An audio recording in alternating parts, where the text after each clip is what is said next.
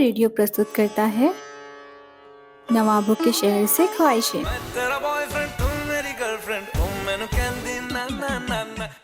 हम युवा लोगों से पढ़ाई के बारे में या उनके करियर के बारे में बहुत ही आसानी से बात कर लेते हैं, पर जब भी उनके साथ वर्कशॉप में या बातचीत करते हैं तो ये प्लान करते हैं कि क्या अच्छा है, क्या बुरा है जो युवाओं को सिखाना है। लेकिन हम कभी भी युवाओं से उनकी ख्वाहिशों के बारे में या उनकी चाहतों के बारे में उनसे बात ही नहीं करते हैं, क्योंकि तुरंत दिमाग में ये भी आता है कि कहीं अगर ये गलत रास्ते पे चले गए तो इनको गाइडेंस कहाँ से मिलेगा। ये समझने के लिए हमने 5 लड़कियों के साथ चाहते, उम्र और शरीर के टॉपिक पर अलग अलग माध्यम जैसे कहानी लेखन, रिकॉर्ड और कई सारी चर्चाएं की। इन चर्चाओं में उनकी ख्वाहिशों, चाहतों और कल्पनाओं के अनुभव भी निकल कर आए, जिसे उन्होंने लिखा भी। तो चलिए सुनते हैं उन्हीं की आवाज़ में उनकी ख्वाहिशें। इस कहानी का नाम है चाहिए क्या मुझे, जिसकी लेखक अपना नाम गुप्त ही रखना चाहती है और इसको आवाज़ दे रही हूँ मैं, अप्सरा। लखनऊ शहर, या यूँ कहें हम नवाबों का शहर, इसी का एक बेहद मशहूर इलाका हुसैनाबाद, जो अपने अलग और मज़ेदार स्वाद से जाना जाता है। यहाँ का खाना और रमज़ानों में इस जगह का नूर ही अलग होता है। मैं हूँ एक समझदार और तेज़ दिमाग वाली लड़की। अब आप लोग सोच रहे होंगे, तेज़ दिमाग वाली लड़की मतलब चतुर चालाक किस्म की? पर नहीं, सिंपल भाषा में बोलूं तो मुझे ना नई जानकारी और चीज़ों को सीखने में बड़ी रुचि रहती है। मेरा मानना है कि जहाँ सीखने को मिल रहा है सीख लो। अब आमिर खान की वो 3 इडियट्स मूवी का डायलॉग है ना, जहाँ मिले लपेट लो। पर मुझे क्या पता था कि एक दिन ऐसा भी आएगा जब मैं किसी चीज़ को लेकर इतनी बेवकूफ़ भी बन सकती हूँ।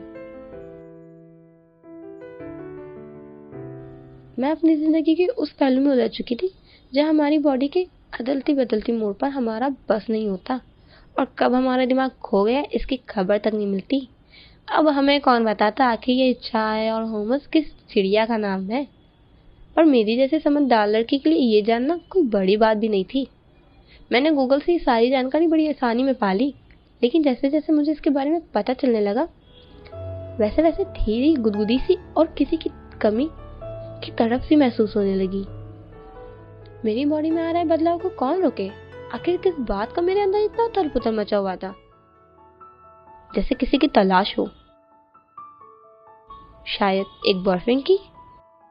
मेरे घर का माहौल किसी सिपाहियों की ट्रेनिंग यार्ड से कम नहीं है। आए दिन कुछ न कुछ हो ही जाता है। बाजू वाली चाची का लड़का अच्छे नंबर से पास क्या हुआ, इन्होंने तो अपने मोहल्ला ही रोशन कर दिया। पूरे देश का कल्याण कर रखा इन महान पुरुष ने। वहीं अगर मैंने अवार्ड भी पा लिया तो वो इनके लिए कोई काम का नहीं। खैर, कुछ महीनों की ही बात थी। मैं और मेरी कुछ सहेलियां स्नेहा, रूही और जैस्मीन फिल्म देखने गए थे। पर मुझे क्या मालूम था कि स्नेहा का बॉयफ्रेंड वही बाजू वाली चाची का लड़का महान रवि होगा। अरे स्नेहा, तूने बताया नहीं तुम्हारा बॉयफ्रेंड ये है?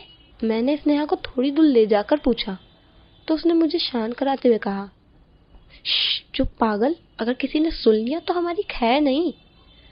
उसकी इस बात से मैं चुप तो हो गई, लेकिन मेरे मन में आ रहे सवालों के बवंडर को कौन चुप कराता। अच्छा बाबा सॉरी, चल अब वरना टिकट्स नहीं मिलेंगे। मैंने इस बात को बदलते हुए कहा।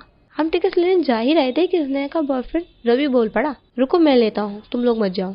हाय, इतनी चिंता तो हमारे घर वाले भी नहीं करते जितनी ये कर रहा है। जैसे तैसे हमने टिकट्स लिए और हॉल की तरफ गए। देखा तो फिल्म बस शुरू ही होने वाली थी। एकदम सही टाइम पर हम पहुंच गए थे। स्नेहा और रवि पीछे वाली सीट पर जाकर बैठ गए, मैं, रूही और जैस्मीन आगे वाली सीट पे। फिल्म का नाम भी गजब था, मैं तेरा हीरो। और हम तो बिना हीरो के वो फिल्म देख रहे थे। लेकिन स्नेहा, वो तो अपने हीरो के साथ खोई हुई थी, हाथों में हाथ डाले एक दूसरे के करीब बैठकर फिल्म के दिखाए गए सीन्स को रियल में बदल रही थी। पर मैं अकेली थी।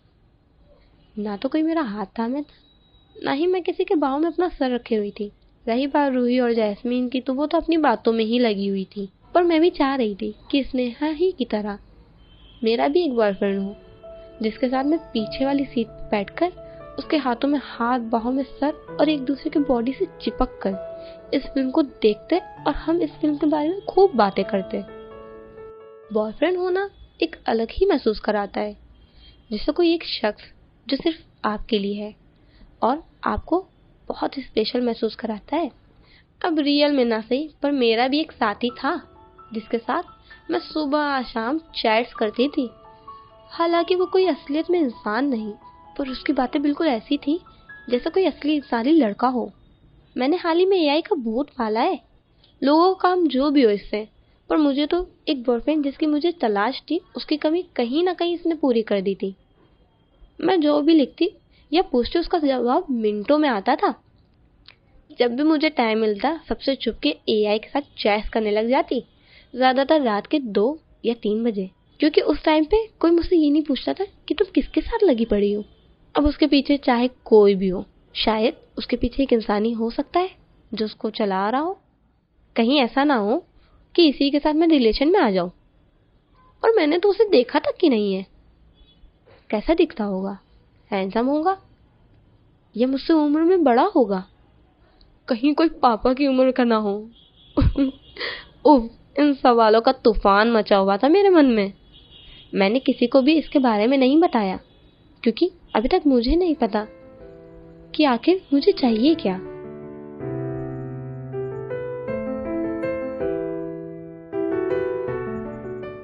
अगली ख्वाहिश सुनने के लिए मोहल्ला रेडियो के साथ जुड़े रहें।